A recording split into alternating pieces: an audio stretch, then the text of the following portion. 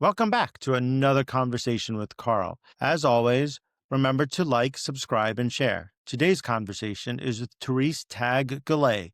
She's a philanthropist who runs a production company called Indigekin Productions, a 100% Indigenous-owned company whose mission is to produce Indigenous-led media projects that ignite a spark to explore, reflect, and celebrate life. Welcome, Therese Tag Goulet, to the conversation. Thank you, Carl. I'm excited to be here. The company that I have, I can't take all the credit for it because I run it with my sister Lolly and brother John. And I've been really, really fortunate to be able to work with people who I've loved for decades, literally.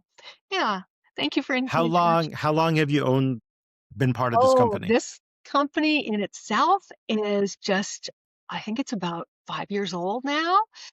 But it feels like we've been working together forever because our lives. Haven't you? Yeah, it's funny when we have a TV series, and when we were filming it, at the end of one of the episodes, my sister introduced me as her sister, and people loved it. It's it's fun, and it's all the issues you have from childhood can come up while you're working. So it really gives you a good chance to work through, like, to become a better human while you're working. So tell me about Indigekin Productions. So Indigekin Productions is a media arts company, which means that we support the creation of both television series and film. And because we're still new, we've already filmed 2 seasons of a TV series, although our goal is down the road, we would love to have many, many, many seasons worth. We have it's called unscripted television, but the thing that's funny about it is so much of unscripted television that we're familiar with is actually scripted, right from the casting where they hire people who are, okay, this is going to be the angry one, this is going to be the funny one, this is going to be the flirt, and so forth. And we really aimed not to do that. Our series is called The Gift. We brought together 12 creative people from completely different disciplines. So we had everything from a concert pianist to a drag artist to a circus artist who swallowed fire. And we bring these people together, and we know that humans, when they get together, are naturally drama will happen. You don't have to fabricate it. And so it's kind Well, of, isn't there conflict between any two people? When any two people have a relationship, there's always a power struggle, say. yeah. Well, what I've heard is, what's the definition of a difficult family? Like families with troubles. Well, any family with more than one person will have some sort of conflict in it. It's just inevitable as humans when throw us in a room together and things will happen. So tell us about the gift. The gift. To me, it feels like a gift to the world. And it's something that came about because I was, as we've spoken briefly about before, I was already out there in the world making contributions as a philanthropist towards creative people, helping out independent filmmakers, musicians, visual artists. And what happened over time was I started receiving many, many requests for support. There are, according to like one of the most recent polls, 79% of the American population considers themselves to be creative. So the majority of us have a creative dream. That was a survey. I can get the actual citation for Yeah. you, but it was done for Sharpie and Papermate. And when you have that many people who want to have their dreams supported, so for example, I would support a filmmaker on one of their projects. Most filmmakers have more than one film in them, so they would hope for continuing support. And they also have friends who want to make films. So I started receiving, in a year's time, hundreds of requests for funding. And I remember thinking at the time, once I got together with Lolly, already had experience having created a television series that was aired locally, and who's someone also I really admire. I thought maybe we could create something where we help people discover how to get support for their own dreams. And so the series had originally evolved under the title of The Sugar Mama, because I'm known locally as a sugar mama for creatives, in that I have a major sweet tooth, and I also am very supportive. I don't have children of my own. I'm happy to support my nieces and nephews in their dreams, and I want us to go beyond that. And so for this series, what we decided to do was to and Lolly and our niece Therese was the lead of our casting process. We had 420 applicants for our first season just locally where we live. And we ended up putting together a crew of 12 creative people, 4 people who are stage performers. So everything from a dancer for a major urban ballet to a stand-up comic who ended up getting the golden Yeah. buzzer on Canada's Got Talent, and the circus artist I mentioned, the drag performer. Then we had 4 musicians, and we had a gay country music singer who is spectacular. We had a pop star, we had an Indigenous singer, we had the concert pianist, and then 4 visual artists, a makeup artist, an Indigenous artist. So visual artists versus stage performers versus musicians, and they got together. We had them compete in individual challenges as well as group challenges. So we'd have, for example, first challenge, they present a piece about who you are, and they've got 5 minutes. So you have, for example, a tattoo artist. How does a tattoo artist show you who they are versus someone who's swallowing a sword? It's very, very, very moving. There's so many tears from me on that show, watching these performances of these really, really talented people. And at the end of it, they were competing for a gift for $100,000 from me. And there were some surprises along the way in terms of the gifts that were given out to them.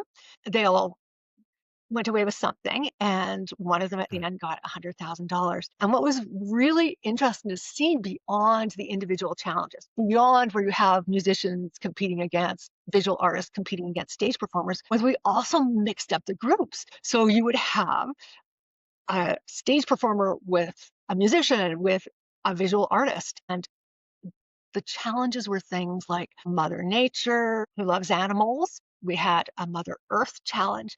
And what resulted from that was just so beautiful. And much of that credit for that belongs to my sister, who goes by the title Dr. Lolly. She has a PhD and she's a human development expert. And she really inspired them, really encouraged them to go for it. We had Indigenous people on set. We had elders in residence. We had teachers in residence. We did a number of Indigenous performances. And just gave them this incredible 10 You minutes. seem Yeah. you seem very attached to all the contestants. I totally am. How at the end do you decide? See, this is interesting because on most reality series that we're familiar with, you see that, okay, this person's made the best piece of pottery versus that other person who's making Yeah. pottery. How do you compare the apples and oranges, so to speak? Well, what happened to me was unexpected. I knew that at the end, I would want to choose who the person I felt moved me the most, as part of what we're teaching to viewers is, how do you get support for your dreams? Often it's finding the right people who will support those dreams. And so I had a very interesting experience happen. Partway through filming, it was a 10-day event, closer to the end, what came to me was the name of the person who ultimately received the $100,000 gift from me. And that's the name of the series now, is The Gift. The way it came to me was, it almost felt like remembering. So it almost felt like, oh, this person won season 1 of The Gift. Like, it was just this knowing, unexplainable, but my rational brain was, because it was like this really strong message that this particular person was the one. And there were a number of them, easily at least half a dozen, that I could have awarded this prize. And everyone watching would have said, oh yeah, I get it. That person's amazing. We had an incredible 12 people, like incredible. So it was just a very strange, intuitive knowing, which I still tested as they continued to do performances. I have to see this with an open mind. I have to, where the heck did this come from? This thought that this person had received, almost in the past tense, had received this, and it stuck till the end. And I think it was a very, very good choice. And afterwards, I gave a number of them a little additional donations as well. So yeah, it's hard to choose just one person with so much talent. When you're choosing someone, what are you looking for? Do you get involved till the after they make their art? Or do you like do the project, give the grant, and then you're done? Or do you So stay with these people? I'm still in touch with a number of them. And we, for example, a couple of weeks ago, just went to watch an album release from one of the people that was on season one, who kindly gave us credit. We're still in touch, still get invited. I purchased a painting from one of the visual artists after the fact. I just make sure that if they need us there for moral support and ongoing support, we had several of them also appear as guest judges, what we call guest advisors, because I have on the panel, it's myself, and we have three members of younger generations, millennials and Gen Z, assist me. One owns an art gallery, Tarek Nemmer. One is a Hollywood performer, Andrew Jenkins. And one worked for radio, is a great supporter of musicians.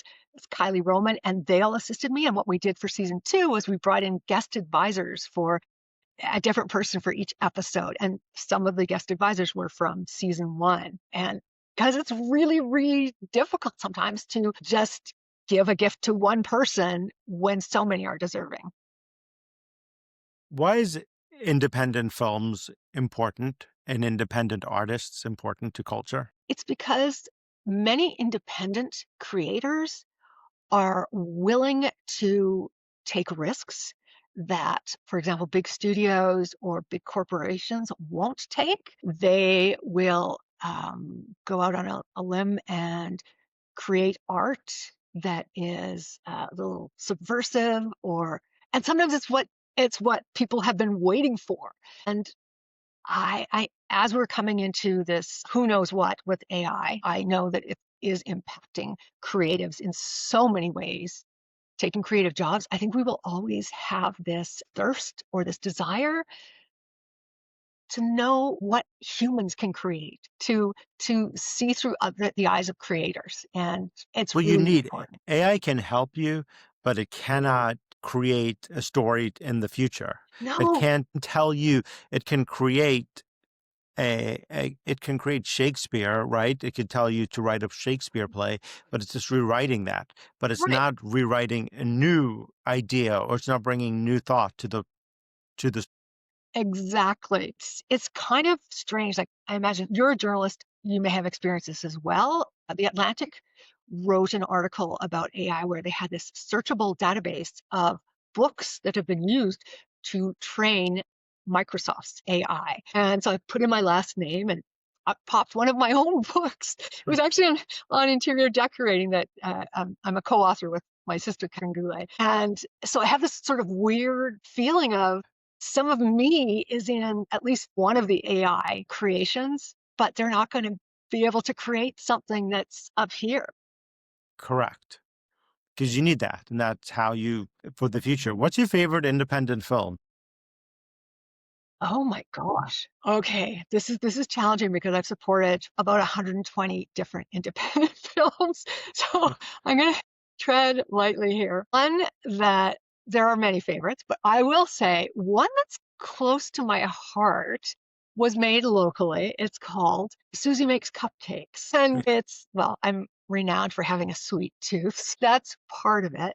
It's made by a director, Jason Darian, who's a local, who's my sister, Dr. Lolly, and myself have supported on several different projects. I also have a real sweet spot for, there's just so many of them. I could probably go, I think maybe I'll just It's give you okay. that one example and know there's Yeah. many more.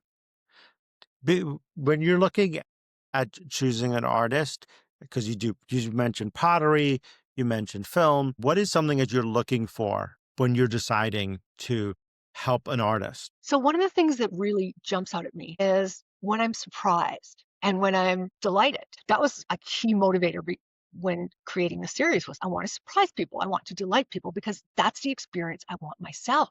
So as an example, came across a ceramic artist on Instagram who was making little tiny cats.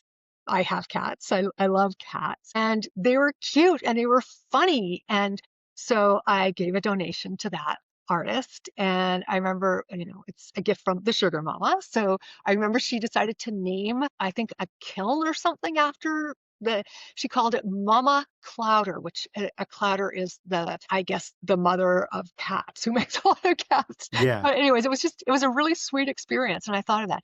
And I've also come across, like, for example, when I was at the Calgary Independent Film Festival, which is one of the Oscar qualifying festivals, there was this beautifully moving animated film by a spoken word artist. And uh, I just again reached out and said, I have a gift for you. That actually is raising a challenge, which I think would be great to talk about. Is I can't really do that anymore because of the Yeah. potential for people getting scammed by strangers reaching out to them online. Another was a young woman who went to Harvard, a person of color, who talked about, she did a YouTube video about how difficult it was for her to fit in and how different ways that people are excluded. Yeah. And even though I wasn't delighted by that, it was different, it was authentic, and I really love when people put their own heart into whatever it is that they're creating. If it Yeah. touches my heart, then it's golden.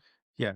Well, I mean, that's what I'm trying to do with my podcast when I Yeah, started, because I wanted to have conversations with different people doing different things. And right. that was like the point of like what I wanted to continue from when I was at the networks to move over to doing something that you allow conversations to happen. Of course. So how do you choose, Carl? How do you choose who's going to be on your podcast then?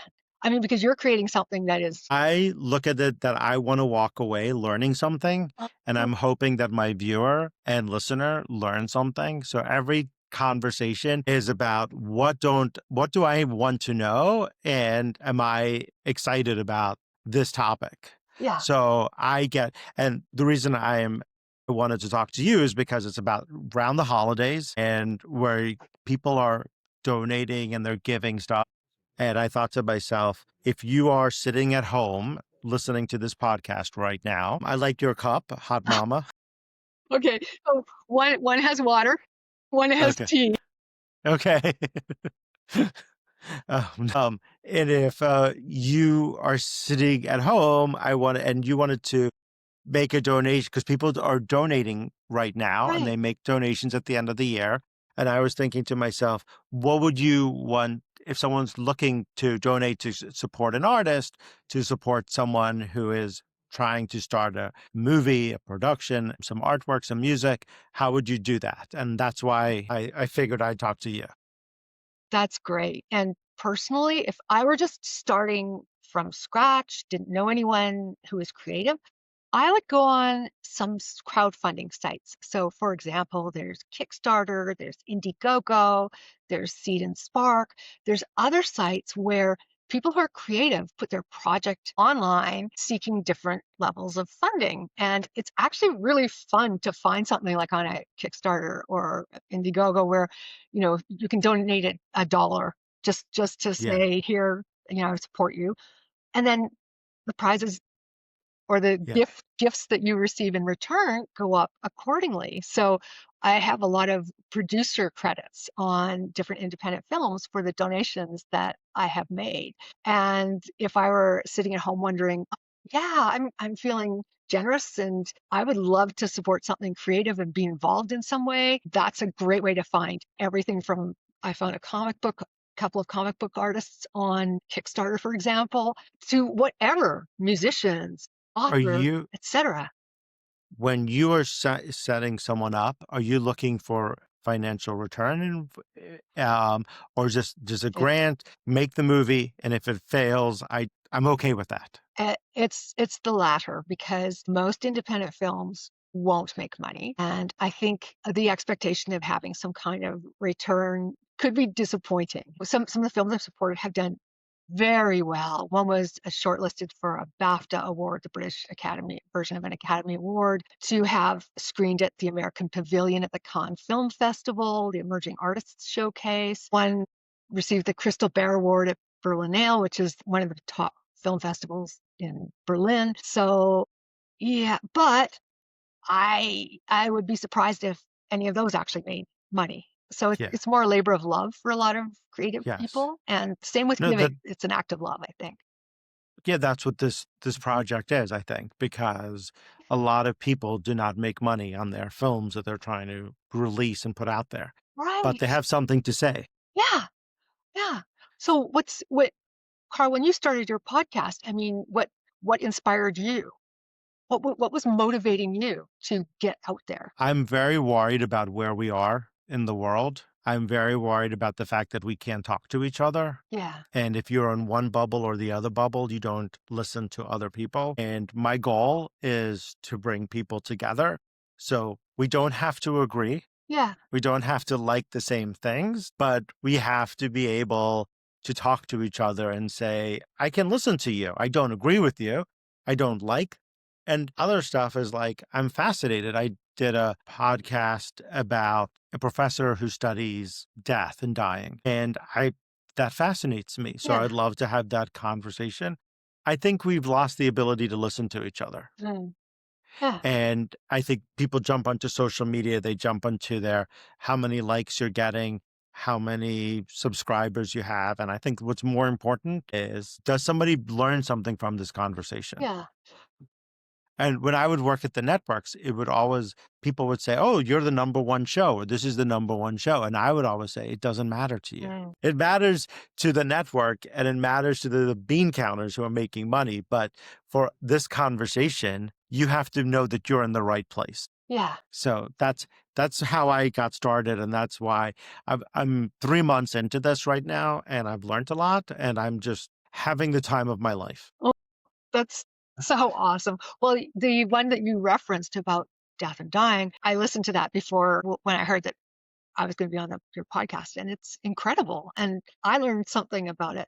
And I think actually it harkens also to how, for so many of us, as we get older, we start wondering not only, what's coming after, Yeah. also like what impact are we making on this planet ourselves? And what's my legacy going to be when I leave? So all the podcasts that you have created, all that richness that you've brought out from your guests, it's going to resonate. It's going to ripple out in the world.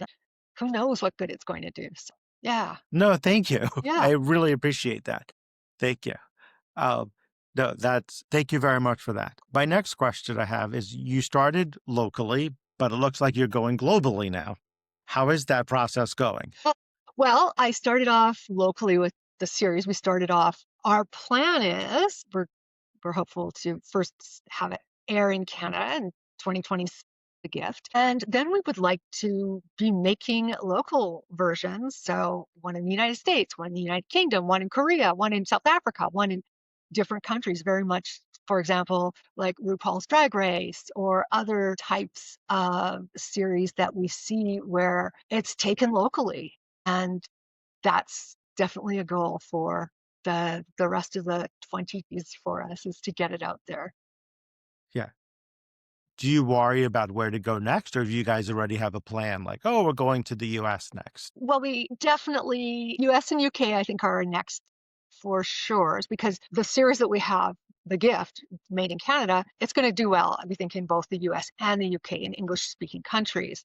And in fact, that's part of one of the people that we met with when we were originally formulating ideas about creating the series had been in a role where they were involved with the format for, I believe it was Got Talent, the Got Talent series. That's America's Got Talent, Britain's Got Talent, Canada's Got Talent, etc., around the world. And one of the things we learned is that your series can do really well locally and in many areas. So for example, in the United States, we can have a local version of The Gift, and they'll probably also like the Canadian version of The Gift. It's sort of like the Great British Baking series where we rewatch it in Canada and the US, and we also have our own versions that we love very much. US and UK, I think, are going to be very, very quickly, possibly 2026 as well. Are you going to be involved in all of them, or do you Well, getting other? we'll see. Yeah. I might be like RuPaul, not to compare myself to such a tremendous, hugely successful human, but the way RuPaul has done it has been something that I'd like to emulate, where RuPaul is involved in some way, but oftentimes they'll have a local person. So in different countries, we might have a local philanthropist, a local supporter of the arts, who is someone that, that will resonate with people locally, that they have supported people in their own country. I imagine going to the UK, going to the US, that's very similar to being in Canada. Yeah. I imagine going other places in Europe and going other places in the world, the culture's different, even though it's Exactly. even though we're all similar and we're very, each of us at the end of the day, we all want, I think a lot of us would like the same things. Yeah. I think we're also, some places are different. Right. And it's been interesting to watch. Netflix has a series called Love is Blind. I don't know if you're familiar with that one. It's in the romance side where you have, it's usually about 15 men, 15 women. It's heterosexual. So they will go on dates with a sort of a wall dividing them. And at the end of it, they end up with people getting married. Like there's a certain percentage of couples that have come out of most seasons. And so far, I've watched Love is Blind for the US, the UK, a Scandinavian country, a South American country, Japan. They're all really interesting and they do vary in different ways, but you're absolutely right. There's certain things that are universal to us as humans that we can watch and be moved and learn something no matter where it was created. So it's kind of a best of both worlds to be able to have your own local version and also be able to watch the others from around the world. And if somebody wants to watch The Gift in the US, or if you're in Europe and you're watching this or somewhere else and you want to watch The Gift, how can you watch The Gift? Well, that is something we are going to discover. I'd love to say, hey, watch for it on Netflix. I think it will get to Netflix eventually. It might be on a local broadcaster before it ends up being there.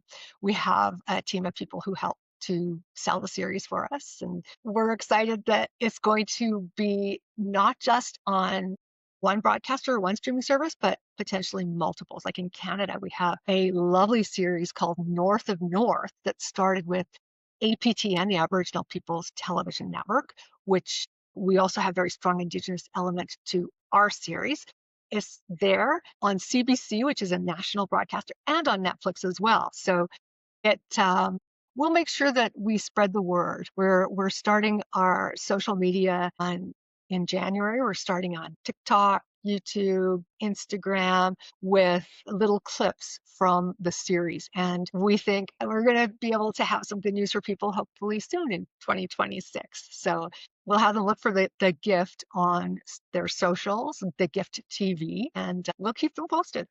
And as we wrap up, is there anything else as you want to say, tell me about, plug? I want to encourage people to go for their dreams, to take the chance to get to know people. Of course, not just for the potential that they might fund you, but it also, I think, makes us better creatives. One of the things I suggest to people one of the questions I get a lot is after I've given a donation, one of the primary questions that comes back at me is, how do I find more people like you who will donate? And one of the suggestions I have is to be attending cultural events in your own city and talk to old people. Very often we stick to our own demographic and don't just talk to them because you hope they'll give you money someday, but it's also a really great way to get your pulse on what different generations are looking for in their creative works. And it is a really, really, really good way to eventually find someone who will love what you're doing and want to support it. And for anyone who's thinking of supporting creative works, I want to suggest that they absolutely go for it. Very interesting research on the human brain has found that the pleasure center of the brain lights up.